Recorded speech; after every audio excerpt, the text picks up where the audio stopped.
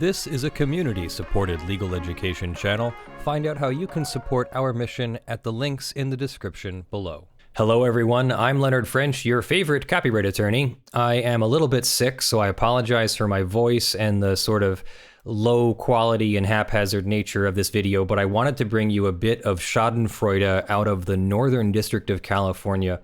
You might be aware that there is something called the Federal Arbitration Act, where companies like video game companies, employers, pretty much anybody can put a arbitration clause in their agreement with their users or contractors or employees or consumers, and including not part of arbitration, but they also do anti-class action lawsuit clauses, which you'll see comes into this case. And by putting these kinds of arbitration, these kinds of forced or binding arbitration clauses in their agreements, they try to stem any tide of litigation, especially class actions. But instead of having to go to federal court and deal with the expenses and difficulties of federal court, a arbitration clause or agreement allows a private arbitration company like the American Arbitration Association or some others to adjudicate the claim through a different legal process. The legal process is still supposed to be a fair and legally sound process, but it is much easier and much less expensive for the company. But Doordash has gotten themselves in a bit of hot water that they might not have expected through the operation of their arbitration clause. Let's take a look. So this was just filed, this opinion, this order from Judge William Alsup in the Northern District of California. Judge Alsup is an awesome judge that we've covered some of his cases before. This one's called Terrell Abernathy versus Doordash and Christine Boyd versus Doordash. And this is on an order regarding a motion to compel arbitration, a motion to stay proceedings, which would mean to put the proceedings on hold, and a motion to seal certain documents in the proceedings. And I'll let Judge Alsup talk for himself because he does a great job. He's a great writer, or at least he and his clerks are. Let's put it that way. In this labor classification action, petitioners seek to compel arbitration. Respondent, who's I believe Doordash, moves to stay the proceedings pending preliminary and final approval of a class settlement in a state action. We'll see what that is in a moment. For the reasons stated below, petitioner's motion to compel is granted in part and otherwise denied. Respondent's motion to stay is denied. Petitioners are 5,879 Doordash couriers who work for respondent. In order to make deliveries for respondent, petitioners allegedly each clicked through a contract. You've all done this before, so you all know how you get bound to these kinds of contracts. Petitioners allegedly clicked through a contract that contained a mutual arbitration provision that required, among other things, that each petitioner and respondent mutually agree to this mutual arbitration provision, which is governed by the Federal Arbitration Act. That one, and shall apply to any and all disputes arising out of or relating to this agreement, including contractors' classification as an independent contractor, and required the arbitrations to be administered by the American Arbitration Association. Now, I've had an arbitration before the American Arbitration Association before, and it's basically just going back and forth via email. You do have to write the documents and things that you're sending via email. It's not just messages, but it's also declarations and something like a complaint and an answer, but they're a little bit different. They don't necessarily follow the federal rules of civil procedure. But for the most part, you get to just put your case directly before the arbitrators, and then once the arbitrators have everything that they need, they make the decision remotely, pretty much. I don't believe there's too many times that I've heard of an arbitration going into an actual physical presence hearing where people appear before an arbitration panel. Instead, it's usually done on the documents or papers. The agreement also provided that the parties mutually agree that by entering into this agreement to arbitrate, both waive their right to have any dispute or claim brought, heard, or arbitrated as or participate in a class action, collective action, or representative action. So in the Doordash case here, they have an agreement to arbitrate, and in that same agreement, no class actions. There's an anti-class action clause. So no classes, no collectives, no representative actions where one company represents multiple people. Instead, it is each individual claim. Each individual claimant has to be adjudicated separately. In turn, AAA's commercial arbitration rules require each individual to pay a filing fee of $300 and the responding company to pay a filing fee of $1,900. And so remember those numbers, $300 and $1,900. Petitioner couriers say that they have been improperly classified as independent contractors rather than employees. Accordingly, in August 2019, Petitioner's Counsel filed individual demands for arbitration with the AAA on behalf of 2,250 individuals, that's from the Abernathy case, claiming violations of statutes such as the Fair Labor Standards Act and the California Labor Code. In September 2019, Petitioner's Counsel filed further demands on behalf of 4,000 more individuals, the Boyd petitioners, with the AAA making the same claims. Petitioner couriers paid over $1.2 million in filing fees. So that's 300 times 6,250, I guess. The AAA then imposed a deadline of October 28th for respondent Doordash to pay its share of the fees for the Abernathy arbitrations and a deadline of November 7th for the Boyd arbitrations. So Doordash has to pay its share of the fees. On October 28th, Respondents' Counsel emailed the American Arbitration Association and Petitioners' Counsel stating that they had determined there are significant deficiencies with claimants' filings and that Doordash is under no obligation to and will not at this time tender to the AAA the nearly $12 million in administrative fees. On November 8th, the AAA emailed the parties and stated, Respondent has failed to submit the previous requested fees for the 6,250 individual matters. Accordingly, we have administratively closed our files.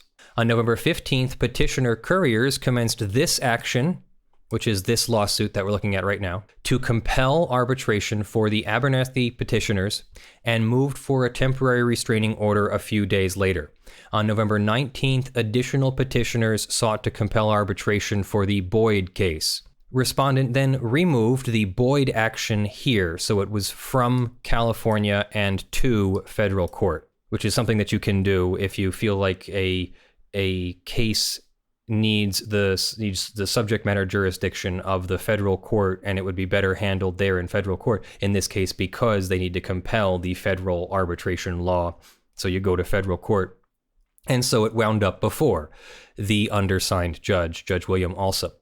A hearing ensued on the motion for a temporary restraining order as to the Abernathy petitioners on November 25th. Doordash had begun to require couriers. In order to sign in for new work, they had to click through a new agreement that required arbitration with a different arbitration company, the International Institute for Conflict Prevention and Resolution, instead of the AAA. At the hearing, however, Respondent Doordash represented that couriers could opt out of the new arbitration agreement and instead continued to arbitrate under the AAA if they so desired, so petitioners withdrew their motion for a temporary restraining order.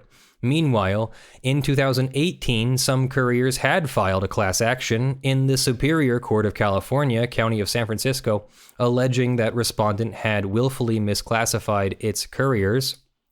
Remember, Doordash is the company that was accused of withholding tips. So I remember complaining about this where I would order either a Just Eats or a Doordash or an Uber delivery, and you have a line for a tip. And I believe it was Doordash has like a base rate for the courier. And if your tip exceeds their base rate, well, then they don't always get the tip. And sometimes Doordash keeps the tip so that they only have to pay them like the base rate. So in other words, what they do is if through their tips that exceeds the base rate, they end up not having to pay them their base rate. So instead they give them the tips, but they keep the base rate. and don't give that to the courier. So if I have my information correct, that means that Doordash is effectively keeping some of the tips. They then, after public backlash, said that they would change the policy, but I never actually saw that the policy had been changed. Just that they announced that they would change it, and I don't know if they ever did. A class settlement was recently pending preliminary approval in the state court case of Marciano versus Doordash. So that's going to come into this. Some of the unnamed class members in the class action are petitioners in the instant action. Although the underlying legal issues are dissimilar to those for the motion to compel here, any petitioner who accepts the state court Marciano settlement will release the claims that would be arbitrated here. Petitioners' counsel here filed a brief there, so there's some language for you. Petitioners' counsel here, in this federal court case, filed a brief there in state court case on behalf of the proposed interveners, claimants who are trying to be part of the class or object to the class. In this case, to object to the settlement. On January 30th of this year, 2020, the Marciano court vacated the hearing on the motion for preliminary approval of the settlement and designated the action as a complex case. So it's probably going to move forward. Herein, petitioner couriers have now filed an amended motion to compel arbitration with the AAA, which seeks to compel arbitration on behalf of 5,879 individuals. Let me get out my calculator real quick here. 5,879 individuals, and what did we say it was? A $1,900 fee. So yeah, $11,170,100 is what would be due to the AAA. Respondent separately moves to stay the motion to compel pending the preliminary and final approval of the Marciano settlement. This order follows full briefing and oral argument. Under the Federal Arbitration Act, a district court determines whether a valid arbitration agreement exists and, if so, whether the agreement encompasses the dispute at issue. If the court is satisfied that the making of the agreement for arbitration or the failure to comply therewith is not in issue, the court shall make an order directing the parties to proceed to arbitration in accordance with the terms of the agreement. Here, petitioners contend and respondent does not dispute that at least 5,010 petitioners have signed declarations attesting to clicking through Doordash's arbitration agreement.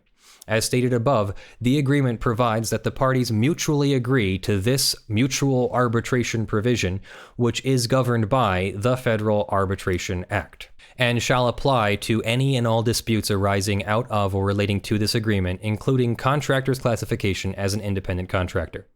Significantly, the agreements for those 5,010 petitioners are valid, cover the claims in suit, and will require arbitration before the AAA. There are 869 petitioners that Doordash argues do not have a valid agreement with Doordash. Instead of submitting declarations for these petitioners, Petitioners' Counsel submitted mere witness statements in which they stated, among other things, their residential address, the amount of time they have worked for Doordash, and that they did not recall opting out of arbitration.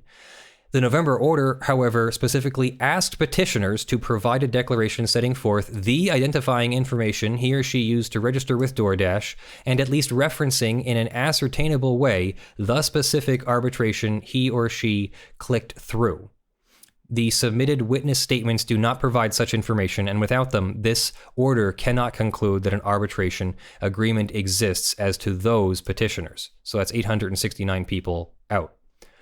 Doordash has also raised questions as to the authority of Petitioners' Counsel to represent certain other petitioners and seek relief on their behalf. While the factual requisites have been satisfied to compel these 5,010 petitioners to arbitration, these specific procedural disputes are referred to the AAA for decision. If it turns out that Keller-Lenkner has overstated its authority for any procedural reason, petitioners have not perfected their right to arbitrate.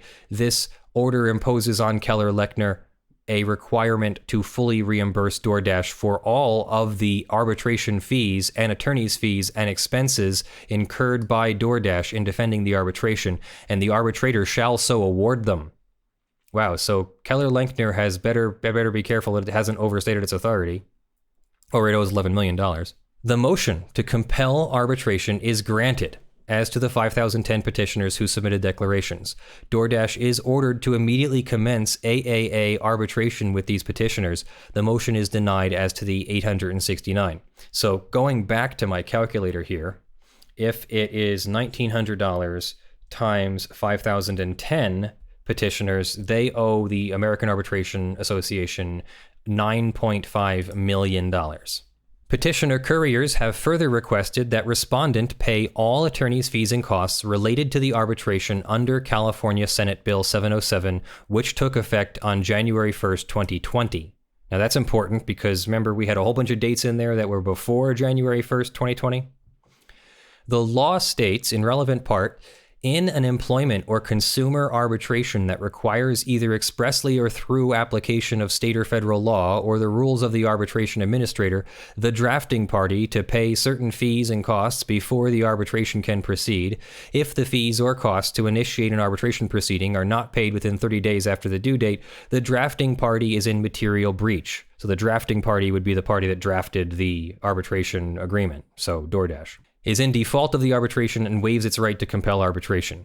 It further states that if the above occurs, the employee may withdraw the claim from arbitration and proceed in court, or compel arbitration in which the drafting party shall pay reasonable attorney's fees and costs.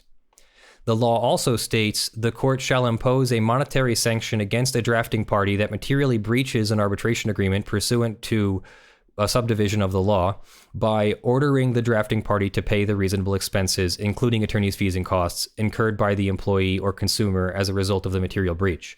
A retrospective operation, so before the time that it was made, so before January 1st, 2020. A retrospective operation will not be given to a statute which interferes with antecedent rights unless such be the unequivocal and inflexible import of the terms and the manifest intention of the legislator. In other words, did the federal or state Congress intend it to be retrospective or antecedent through unequivocal and inflexible terms and manifest intention? Senate Bill 707 does not retroactively apply here. The events at issue all occurred prior to the enactment of the bill. Petitioners began to file their individual demands in August of 2019.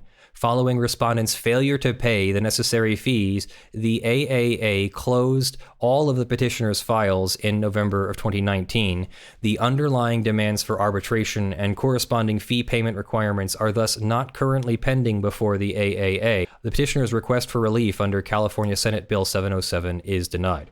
Respondent Doordash seeks to stay the instant proceedings until final approval of the Marciano settlement, given, among other things, the potential overlap between the petitioners here and the class members in Marciano. Ironically, Doordash originally sought to dismiss Marciano on the grounds that the couriers had a duty to arbitrate. Petitioners' counsel then sought to do exactly that. Their clients want individual arbitrations before the AAA, and this court accordingly expects all petitioner couriers here to opt out of the class action in Marciano if it ever gets preliminary and final approval. If it turns out that any petitioners attempt to double dip, get both class action relief and individual arbitration, then this order recommends the arbitrator impose on Keller-Lenkner an order to fully reimburse Doordash for all arbitration and attorney's fees and expenses incurred by Doordash in defending the matter twice. As to Doordash's concern regarding CenturyLink, another case, and the possibility that petitioners here may prefer the Marciano settlement, this order reminds Keller-Lenkner that it would be a serious problem to assert that the firm has attorney-client privilege with a Doordash courier who has not authorized Keller-Lenkner to represent him or her, or to initiate arbitration on behalf of a petitioner without his or her informed consent. So they're walking on thin ice. The motion to stay is denied. This order notes a concern that the proposed Marciano settlement seeks to prevent opt-outs via petitioner's counsel and instead requires an original ink signature by each individual. This provision is an obvious attempt to make it as hard as possible for petitioners to opt out, thus binding them to the Marciano settlement. Perhaps the judge overseeing the proposed settlement will give this provision extra scrutiny. Wow. So the proposed Marciano settlement seeks to prevent opt-outs via petitioner's counsel and instead requires an original ink signature. So no electronic signatures. That means 5,010 individual signatures are needed. And then this motion to seal thing, which is kind of ancillary. Petitioners have filed an unopposed motion to file under seal certain portions of their reply brief. Filing under seal means you won't get to see it, like it's not public. Part of Aaron Ziegler's declaration and the exhibits attached to Aaron Ziegler's declaration. This is from the CPR Center for, what was it? No, the International Institute for Conflict Prevention and Resolution. CPR has designated these materials as confidential, purporting that they contain, among other things, trade secrets, proprietary information, and sensitive information.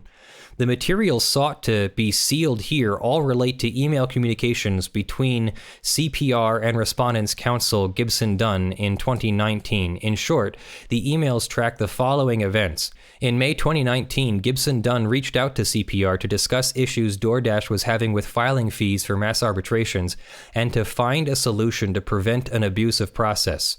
In October 2019, CPR provided Gibson Dunn with a draft of the mass arbitration protocol for discussion. A week later, CPR provided Gibson Dunn with another draft of the protocol based on their discussion. Gibson Dunn interlineated comments, questions, and recommendations in the new draft. CPR and Gibson Dunn traded additional drafts and revisions in the following weeks. On November 4th, CPR notified Gibson Dunn that it had posted the finalized new protocol and asked to be notified when the new Doordash contracts providing for arbitration under CPR were distributed. Just because such information has been designated as confidential does not mean it deserves to be kept from the public once filed in the federal district court. The district court should not be a party to concealing this information from the public, especially as it concerns an arbitration organization that holds itself out to the public as impartial. These documents would be useful to the public in evaluating the true extent to which the organization is impartial. The motion to seal is denied. For decades, the employer-side bar and their employer clients have forced arbitration clauses upon workers, thus taking away their right to go to court, and forced class action waivers upon them too, thus taking away their ability to join collectively to vindicate common rights. The employer-side bar has succeeded in the United States Supreme Court to sustain such provisions. The irony in this case is that the workers wish to enforce the very provisions that are forced upon them by seeking, even if by the thousands, individual arbitrations, the remnant of the procedural rights left to them. The employer here, Doordash, faced with having to actually honor its side of the bargain, now blanches at the cost of the filing fees it agreed to pay in the arbitration clause. No doubt, Doordash never expected that so many would actually seek arbitration. Instead, in irony upon irony, Doordash now wishes to resort to a class-wide lawsuit, the very device it denied to workers to avoid its duty to arbitrate. This hypocrisy will not be blessed, at least by this order. This order now gives any party who disagrees with the unsealing order 14 calendar days to seek relief with the Court of Appeals. Failing any relief, petitioner's reply brief, Aaron Ziegler's declaration, and the exhibits appended to the declaration shall be made public for 14 calendar days. This order shall be made public ab initio, which means from the beginning. So this order is already public, which is obviously how we're seeing it. So what do you think of that? Doordash wanted it to make its bed, and now it doesn't want to lay in it. It wanted to have its cake and eat it too, and now it has to eat its cake, and it doesn't want to pay $9.5 million in arbitration fees.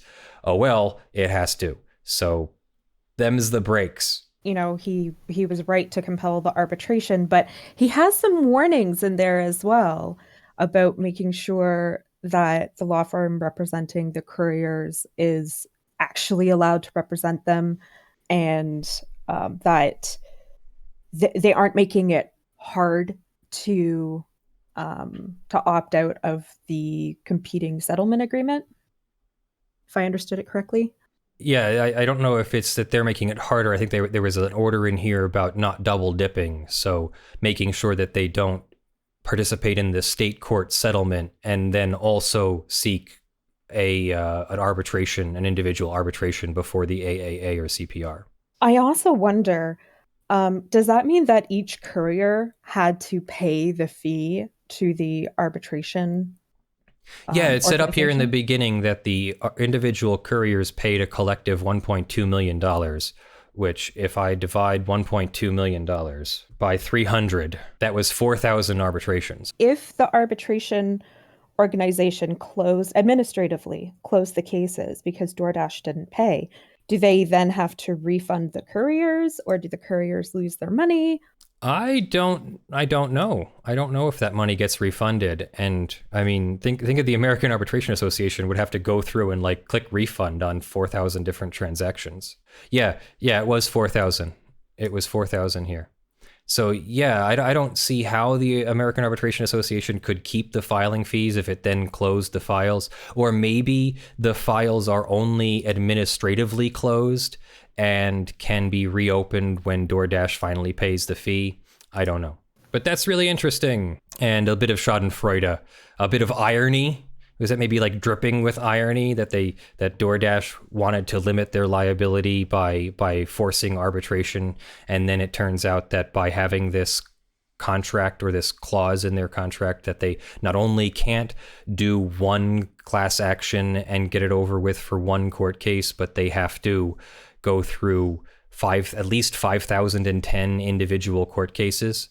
Individual, which means you're going to have to adjudicate the facts of each case individually. So some Doordash lawyer or lawyers out there are going to have to go through each individual claim and respond to it and keep track of it and not forget about one or 1,000, and probably can't just file the exact same paperwork in every case like they probably could in a collective or class action in federal court. So it's going to be a major expense for them. And this was kind of a major screw up by just thinking, oh, well, we should always have individual arbitrations, but then we're going to hire thousands and thousands of workers and then have a dispute over whether they're independent contractors or not. Oh, and there's a balancing test for whether or not you're an independent contractor.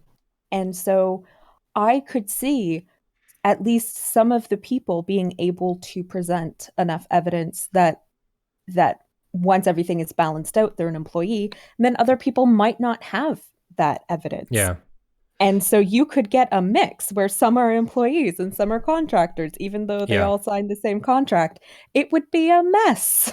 Yeah, it's a complete mess. Whereas if they are part of a class action, then they all allege a similar position. And so you only have to make the arguments once per class action. And you might even get like there's 2 class actions here, or there's two removed federal complaints here, or federal actions here. So you might even get them consolidated. So you might even have 2 or 3 class actions get consolidated into one and then only have to do one court case. And they've completely eliminated the judicial efficiency of that. And the point of eliminating that judicial efficiency is to make it harder for the employees to assert themselves. And now, probably thanks to technology, a law firm has been able to file 5,000 of these things or whatever, or however they handled that. They could certainly have people doing it too, but they've been able to file 6,250 of these things and get 5,010 of them through. And so they Doordash, they experience the irony of their own decision, as I said, making their own bed and then having to lay in it. And I'm not sure how large of a company Doordash is. Let me see if maybe there's like a Doordash company wiki or something. I imagine they're a lot like Uber. They had revenue of $900 million in 2019. So it doesn't seem like they're not going to be able to pay. They're valued at $12.6 billion. They should be able to pay the $9.5 or $12 million in arbitration fees. But I could certainly see why you wouldn't want to if you were a company trying to make a profit. Looks like they're privately held. So these founders here, Andy Fang, Stanley Tang, Evan Moore, Tony Zhu, are probably going to be paying this out of company funds. And then, of course, any further damages from the fallout from the arbitration awards. So if if people really are to be classified as employees, then they'll have employee rights and probably be due some amount of money or something. And so they have to handle these 5,000 individual claims instead of one collective claim. You almost might want it to be a collective or class action claim, right? Which is exactly what Doordash was trying to get back to here, even though they were the ones who wrote the mutual arbitration clause into their agreement. So thanks for putting up with me and my illness, but I hope you enjoyed that bit of Schadenfreude. I'm Leonard French, your favorite copyright attorney. This channel would not exist without your financial support. Please consider supporting us on patreon.com/ljfrench or sponsors.com/law. Thank you to our February $50 plus supporters. These people have contributed at least $50 a month towards our organization, this time for the month of February. Thank you to Aspernari, Video Demonetized, John Steele, Gavin Barnard, Eevi, Kyle Mudrak, Michael Pearce, Spirit Bear, Jan Negrey, Daniel Perez, Blackleaf, Joe Tyson, Benjamin Hitov, Stephen, Cute Grills in Your Area, Ottah, Kysal, and Longreach Jones. Really appreciate your support. And thank you to the $5 plus supporters who are scrolling on the screen in front of me. I'm Leonard French, your favorite sick copyright attorney. I hope to get better soon. I'll see you in the next one. Love you all. Bye.